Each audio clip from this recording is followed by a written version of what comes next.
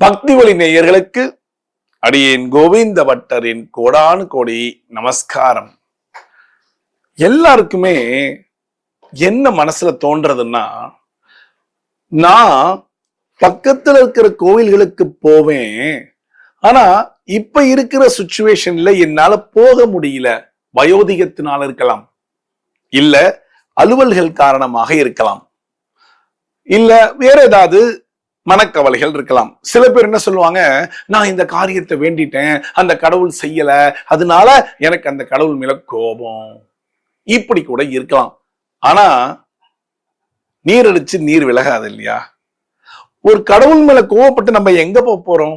அங்கதான் போறோம். இருந்தாலும் அந்த கோபத்தினால ஒரே ஒரு எண்ணம் இருக்கும், சே நம்ம கோயில் போயிட்டு இருந்தப்ப எப்படி இருந்தோம், இன்னைக்கு போக முடியாத ஒரு சுச்சுவேஷன்ல இருக்கேன், எனக்கு எந்த காரியமும் நடக்காத மாதிரியே இருக்கு. நானா இல்ல, கோவிலுக்கு போகும்போதெல்லாம் அங்க இருக்கிற அமைதி, அங்க இருக்கிற மந்திரங்கள் எல்லாம் காதுல விழும் பொழுது பாத்தீங்கன்னா மனசு லேசா இருந்தது. ஆனா இப்ப போக முடியாத சுச்சுவேஷன். இன்னொன்னு, வேலை நிமித்தமாக எங்கேயோ போயிருக்கலாம் வெளியூர், அங்க பக்கத்துல கோயில்கள் இருக்கும்.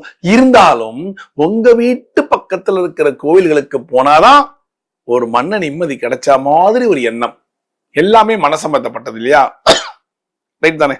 அப்போ நீங்க இந்த ரூம்ல இருக்கீங்க, இல்ல வெளியூர் டிரான்ஸ்பர் ஆயிட்டீங்க, அந்த ஊர் இன்னும் சிங்க் ஆகல உங்களுக்கு, இந்த கோவிலே ஞாபகமா இருக்குச்சா, அடிக்கடி டக்கு டக்குன்னு ஓடிடுவோம். ஆனா இப்ப முடியல. இன்னொன்னு அதுக்கு அடுத்தது சில கோயில்கள் எல்லாம் பாத்தீங்கன்னா பயங்கரமான கும்பல் எப்பொழுதுமே இருந்துட்டு இருக்கும். எக்ஸாம்பிள் ஸ்ரீரங்கம் கோயில் சொல்லலாம். நான் ஸ்ரீரங்கத்துல சுத்தி வளர்ந்து இழந்து எல்லாம் பண்ணி அடிக்கடி ஓடி ஓடி போய் சேவிப்பேன் கோவில். ஆனா இன்னைக்கு நிறைய தடுப்புகள், போக முடியாத ஒரு சுச்சுவேஷன். போனா 4 மணி நேரம் குறைஞ்சது ஆயிடும். நான் உள்ளூர்ல இருக்கேன். எவ்வளவு பேருக்கு இந்த கவலை இருக்கும் இல்லையா? அந்த கவலைகளுக்கெல்லாம் ஒரு தீர்வாகவும் ஒரு பரிகாரமாகவும் சொல்ல போறேன். திருப்பதி பெருமாள், நினைச்ச நேரத்துல போக முடியாது, புக் பண்ணணும், டிக்கெட் புக் பண்ணணும், போகணும் வரணும், இல்ல நடந்து போகணும், எவ்வளவோ இருக்கு. ஆனா நான் தினமும் அந்த பெருமாளை பார்க்கணும், அந்த பெருமாளை சேவிக்கணும், அந்த பெருமாளுக்கு ஒரு விளக்கேத்தணும். என்ன இருக்கா?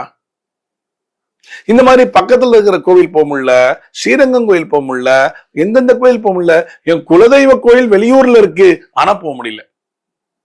இங்கேருந்து ரொம்ப தூரம் போயிட்டு வரணும்னா ரொம்ப கஷ்டம். இதுக்கெல்லாமே ஒரு தீர்வாகவும் ஒரு சிறிய பரிகாரமாகவும் நான் சொல்லுகிறேன், நீங்க செய்யுங்க. ஆனா ஒன்னே ஒண்ணு, நம்பிக்கையோட செய்யணும். இதெல்லாம் சின்ன பரிகாரம் தான். ஒரு 3 அகல் விளக்கு எடுத்துக்கோங்க. 3 அகல் விளக்குல நல்லெண்ணெய் பஞ்சுத்திரி போட்டு உங்க பூஜை ரூம்ல ஏத்திக்கோங்க. பெருமாளை கும்பிடுறவங்க புதன்கிழமையோ அல்லது சனிக்கிழமையோ, பிள்ளையார் கும்பிடுறவங்க வியாழக்கிழமை, குலதெய்வத்தை கும்பிடுறவங்க ஞாயிற்றுக்கிழமை. எந்த குலதெய்வமா இருந்தாலும் சரி, எந்த குலதெய்வமா இருந்தாலும் 6 to 7 நீங்க இதை செய்யணும். என்ன செய்யணும்? புதன்கிழமை, இப்ப நான் எக்ஸாம்பிள் சொல்றேன். புதன்கிழமை அன்னைக்கு உங்க வீட்டுல இருக்க பக்கத்துல இருக்கிற பெருமாளை சேவிக்க முடியல, வயோதிகத்தினால என்னால நடந்து போக முடியல, ஒண்ணு. இரண்டாவது, ஸ்ரீரங்கம் ரங்கநாதர் அடிக்கடி சேவிக்க முடியாது, திருப்பதி போய் சேவிக்க முடியாது, ஆனா நான் தினம் சேவிச்ச பலன் எனக்கு கிடைக்கணும். 3 அகல் விளக்கு, நல்லெண்ணெய் திரி. அந்த நல்லெண்ணெயில, விளக்குல இருக்கிற நல்லெண்ணெயில பச்சை கற்பூரம் போட்டுக்கோங்க. போட்டுட்டு விளக்கேத்திட்டு நீங்க ஸ்ரீரங்கம் ரங்கநாதரை போய் சேவிக்கணும்னு மனசார ஆசைப்பட்டீங்கன்னா, அந்த ரங்கநாதர் எந்த மாதிரி சயன கோலத்துல இருக்காரு எல்லாம் உங்களுக்கு தெரியும் இல்லையா? உங்களோட சப்கான்சியஸ் மைண்ட்ல ரிஜிஸ்டர் ஆயிருக்கும் இல்லையா? பல தடவை அந்த கோயில போய் சேவிச்சிருக்கீங்க, ரங்கநாதரை சேவிச்சிருக்கீங்க இல்லையா?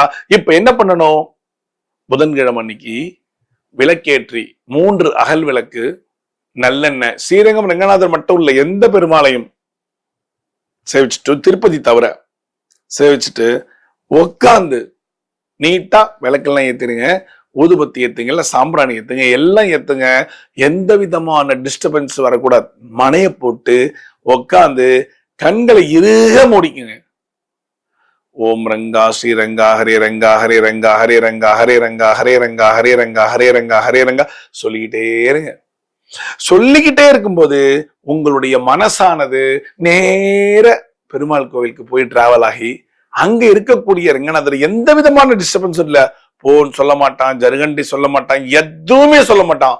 நேர போய் அந்த ரெங்கநாதர் இருக்கிற சயன கோலத்துல சேவிச்சுட்டு அப்படியே நேர போய் திருவடியை பாத தரிசனம் செஞ்சுட்டு அப்படியே நேரம் வந்து அங்க உற்சவர் ஸ்ரீதேவி பூதேவி சமேத நின்று இருக்கிறதையும் சேவிச்சுட்டு அந்த ஒரு வாசனை வரும் பாருங்க, அந்த கோவில் வாசனை சத்தியமான உண்மைங்க. இத நீங்க உணரணும், உணர்ந்தா தான் தெரியும், உணரலன்னா தெரியாது. அப்படியே கண்ணை திறக்கவே கூடாது, டிஸ்டர்பன்ஸ் வரக்கூடாது. அப்ப கண்ணை நல்லா மூடிண்டு அந்த ரெங்கநாதருடைய மந்திரத்தை மனசார சொல்லிக்கிட்டே இருந்தீங்கன்னா அந்த மனசு போய் சேவிச்சுட்டு ரிட்டர்ன் வரும். அந்த அரை மணி நேரம் 3/4 மணி நேரம் கழிச்சு ஏந்திரிச்சு பாருங்க, உங்க மனசு அப்படிலேசா இருக்கும், எந்த ஸ்ட்ரெஸ்ஸுமே இருக்காது மனசுக்குள்ள. இதே மாதிரிதான் திருப்பதி பெருமாளை சேவிக்கணும். சனிக்கிழமை அன்னைக்கு 3 அகல் விளக்கு, நல்லெண்ணெய், பச்சை கற்பூரம் போட்டு உக்காந்துட்டு கண்களை மூடிக்கொண்டு கோவிந்தா என்கிற நாமத்தை நீங்க சொல்லிக்கிட்டே இருங்க. அப்படியே மனசார லயிச்சு போய் அந்த திருப்பதியில போய் வெங்கடாஜலபதி பெருமாளை சேவிச்சுட்டு அந்த ரிட்டர்ன் உங்க மனசு வந்து உங்ககிட்ட ஃபிராக்ஷன் ஆஃப் செகண்ட்ல வந்து உட்காரும். இதுதான் சப்கான்சியஸ் மைண்டோட வேலை. இந்த பரிகாரத்தை பண்ண உங்களுக்கு என்னென்ன நன்மைகள் கிடைக்கும் அதுதானே இப்ப மெயினா. குலதெய்வத்தோட கடாட்சமே வீட்டுல இல்ல அப்படிங்கிறவங்க செய்யுங்க. எந்த குலதெய்வமா இருந்தாலும் சரி, ஞாயிற்றுக்கிழமை அன்னைக்கு 5 அகல் விளக்கு, நல்லெண்ணெய், பஞ்சத்திரி உட்காந்து நல்லா உட்காந்து உங்களுடைய குலதெய்வம் என்னவோ ஐயனாரா இருந்ததுன்னா ஓம் நமோ ஐயனாரே, ஓம் நமோ ஐயனாரே நம, ஓம் நமோ ஐயனாரே நம அப்படியே மனசுக்குள்ள சொல்லிக்கிட்டே இருங்க. அந்த தெய்வத்துடைய கடாட்சம், குலதெய்வத்தினுடைய ஆசீர்வாதம் உங்களுக்கு வந்து சேரும். எத்தனை வாரம் செய்யலாம்? குறைஞ்சது 7 வாரம் செய்யணும். குறைஞ்சது 7 வாரம். சப்போஸ் லேடிஸ் பண்றாங்க, இந்த வாரம் என்னால செய்ய முடியல, பரவாயில்ல, அடுத்த வாரம் எடுத்து செய்யுங்க, தப்பே கிடையாது. இந்த மாதிரி நீங்க ஒன்னொன்னும் செய்ய செய்ய செய்ய உங்க மனசானது இலகி போய்விடும். யார் பக்கத்துல இருக்கிற கோயில் போக முடியல, வயோதிகம், முட்டிக்கால் வலி, நான் 4வது ஃப்ளோர்ல இருக்கேன், இல்ல 7வது ஃப்ளோர்ல இருக்கேன், கூட்டின் போறதுக்கு யாருமே இல்லை. வருதா? வயோதிகத்துல கைய பிடிச்சுட்டு யாராவது கூட்டு போனோம், சும்மா போகாதமா, கீழே விழுந்துருவேன், அப்பா உட்கார், இங்கே உட்கார், சாமி எங்க போயிடும், அங்கதான் இருக்க போகுது, அத்தனை திட்டையும் வாங்கிக்கிட்டு நம்ம கோவில் போனோம் அப்படிங்கிற எண்ணத்தையும் வச்சுக்கிட்டு நொந்து போய் அப்படியே இருப்போம். வேண்டாங்க, கவலையே படாதீங்க, கவலையே படாதீங்க. உங்க வீட்டுக்கு கடவுள் வருவார். என்ன பண்ணும்? தியானம் தான். உங்களுடைய ஞான கண்ணால, உங்களுடைய சப்கான்சியஸ் மைண்ட்னால அந்த தெய்வத்தை நீங்க கண்டிப்பா பார்க்கலாம். உங்களுக்கு காட்சி கொடுக்க தயாராக இருக்கும். ஒண்ணும் பண்ண வேண்டாம். இதுதான், எந்த தெய்வத்தை நீங்க அடிக்கடி போய் சேவிச்சிட்டு இருக்கீங்களோ அந்த தெய்வத்தை மனசார நினைச்சு அந்த தெய்வத்தினுடைய பெயரை ஒரு 18 தடவை சொல்லிடுங்க, கண்டிப்பா உங்களுக்கு காட்சி கொடுக்கும். இப்ப அந்த கோவிலுக்கு போன பலன் கிடைக்கும் இல்லையா? சரி, நான் ரூம்ல இருக்க என்ன பண்ணலாம்? ரூம்ல இதேதான், குளிச்சுட்டு வந்துட்டு சிறிய விளக்கேத்துங்க. விளக்கேத்தெல்லாம் முடியாதுங்க, நான் ரூம்ல இருக்க, வேண்டவே வேண்டாம், விளக்குமே ஏத்த வேணாம். அழகா உட்காந்து தியானம் பண்ணுங்க.